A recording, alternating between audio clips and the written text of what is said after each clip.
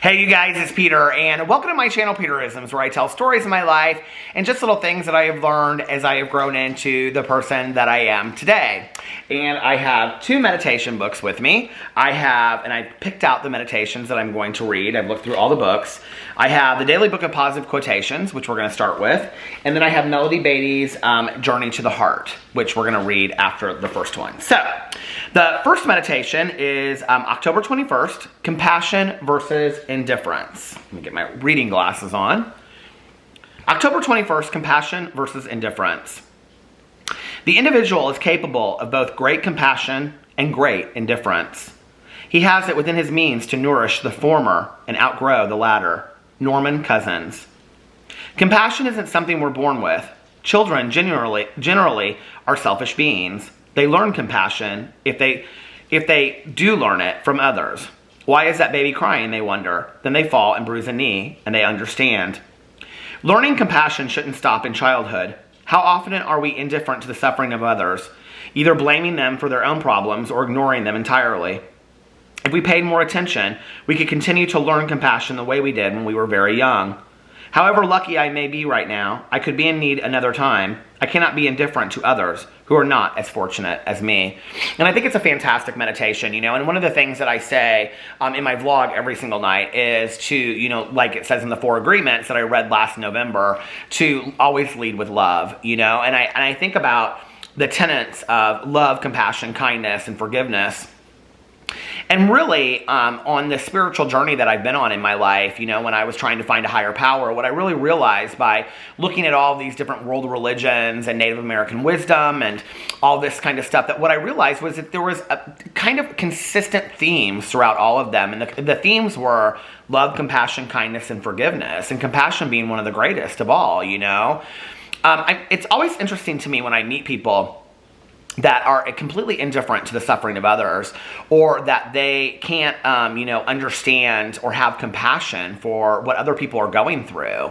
And, I think people that lack any kind of sympathy or empathy for others whatsoever, I just don't understand how you live in a world where you just don't care about what happens to other people, or even have any kind of emotional response to it. It's almost bordering on bizarre to me when I meet people that you tell them you want to have a discussion with them about things that are happening in the world, or something that you've noticed on the news, or something that even maybe happened to a friend of yours, and they're just like, oh, well, whatever, Or especially when it's something that happens to a friend of yours, and you're talking to somebody that they're kind of almost like, well, it is what it is, or they deserved it, or, whatever, or oh, they shouldn't have done this, or, it happened the way that it did, or whatever, especially when you're talking about, I don't know, a breakup or something, and it's I feel like it's many times in my life. My best friend and I were actually talking about this not too long ago. We were talking about, people surprise you by their lack of compassion, and you'll say to somebody oh, did you hear so-and-so broke up? Oh, well, he wasn't good for her anyway. And it's okay, that doesn't take away from the pain that they're going through right now, that it doesn't take away from all of that, and it's I don't know, and it's also, I thinking about how we speak to others, and speaking with, speaking from a point of compassion, speaking from a point of love, and, and just kindness to other people. It's we've kind of forgotten that, and I think for most people that follow my BookTube channel, or, watch my channels, that one of my favorite books of life and my favorite movie of life is To Kill a Mockingbird. And, I think a lot about that book, and, set in a small town, and, Atticus Finch, who, his teachings to Scout and Jim were that you don't really understand somebody else until you walk around in their front porch for a while in their shoes, And I truly believe that is, the idea of compassion.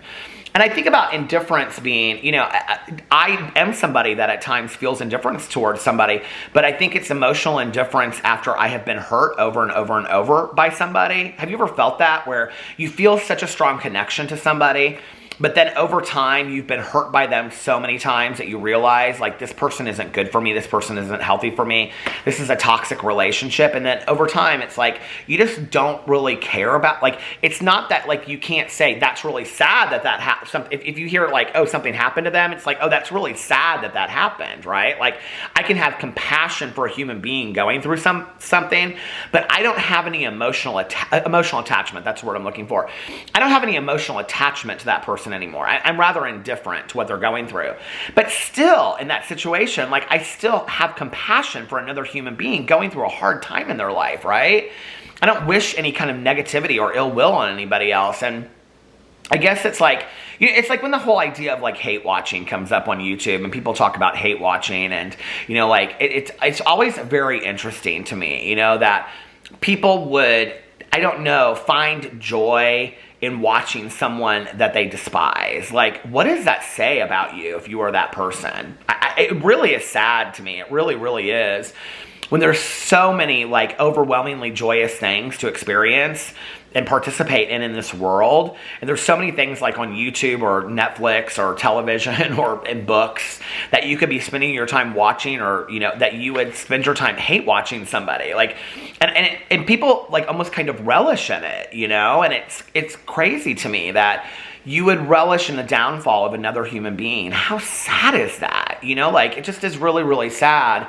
And I don't know, like, I think we are in a society of lacking compassion, and I think it's, you know, it's something that, you know, one of the prayers that I have been taught in sobriety, and this was really, really hard, okay? Because let's just be for real, there have been people in my life and in my world that I did not care for, okay? Or I felt like they had done me wrong, or I just really couldn't wish any goodwill towards whatsoever. Still, in those situations, if something horrible happened to them, I didn't say to myself in my head, well, they deserved it. You know what I mean? Like, I just am kind of like, I don't know, like, I still feel compassion towards people that I'm rather indifferent towards, or that I don't care for, right? Okay. But at the same time, I was taught this prayer in sobriety that if I wanted something for myself, then I had to be willing to pray for others to have that as well, even people that I didn't like. So I had to want, like, people in my, this word enemy is strange because I don't feel like I have any enemies in my life today, you know, but it's to pray for people that I don't like, or that, you know, I don't have great relationships with, to pray for them to have everything that they could possibly ever want in their life, to pray for them to have everything that I would want for myself, you know? And what it does is it's a human equalizer. It makes you realize that human beings are human beings, and we're just in our different circumstances because of sometimes just things that happen along the way to us, you know? But I think the lack of compassion in our world, it breaks my heart. I see it, you know, and I think social media has really contributed to that in some way. It's like, we'd rather be edgy and take somebody down than, like, really realize that, you know, that maybe we could be a little bit more compassionate or kind to them, you know, and seeing what they're going through. And I'm talking about when people are going through some really tough, difficult stuff, you know? So I think that's a good meditation. All right, let's read the next meditation, which is from Melody Beatty's Journey to the Heart, October 21st. Learn to nurture and be nurtured. It was a quiet morning. I was holed up in a hotel room at the mouth of Bryce Canyon, working on this book, working on my life. I stayed in bed for a while, thinking, pondering, wondering. Finally, I got up, went to the restaurant for coffee and a roll, then went for a drive. Soak up nature, I told myself. This journey is a living meditation. I drove into Bryce Canyon Park, letting the massive stones, the colors and spirals, the eternity of the canyon touch me, heal me, soothe my soul. An hour later, when I felt calmer and more energized, I got back in the car and headed for the park exit. Several cars were jammed up. I wondered if there had been an accident. Then I saw why the others had stopped. A mother deer was standing on the side of the road, gently nuzzling her fawn. She stood by her offspring's side, protecting and nurturing. Many of us barely remember a mother's nurturing love. Some of us do, with fondness and joy. Many of us have experienced the great gift of nurturing and loving our children, a joy that opens the heart in a way little else can. Some of us have learned to give and receive nurturing in other ways, to people outside our immediate families. But most of us along the way have learned the gift, the wonder, the awe, and the healing blessings of nurturing. Giving and receiving is a continuous cycle, a necessary part of the road to the heart. Learn to nurture others, nurture and love yourself. The whole universe will rally around and help. Others will applaud your efforts and learn from them, the way the passerby stopped to gaze on the deer and her fawn. Celebrate the power of nurturing. Release its gentle love. It rests inside each of us, waiting to be seen, appreciated, and brought to life. I love that meditation. And I think, anything from plants to our pets, to our partners, plants, pets, and partners, to our close friends, to our family, to our children, to our grandparents, to neighbors even, to nurture and be kind. And that's what I was talking about. I think we have to have places to practice compassion, and we have to have places to, it's interesting because whenever I talk about these things, I'll get a comment here and there and people say yeah, but you run a drama channel, right? Where you're shading people and being funny.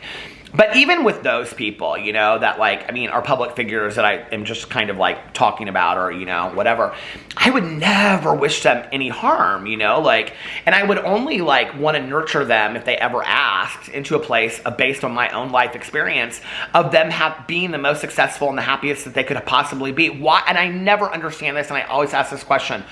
Why would we possibly want that for anyone other than that, for them to be happy? I want the whole world to be happy. I think nurturing is a way for us to practice compassion in our everyday lives, with the people around us.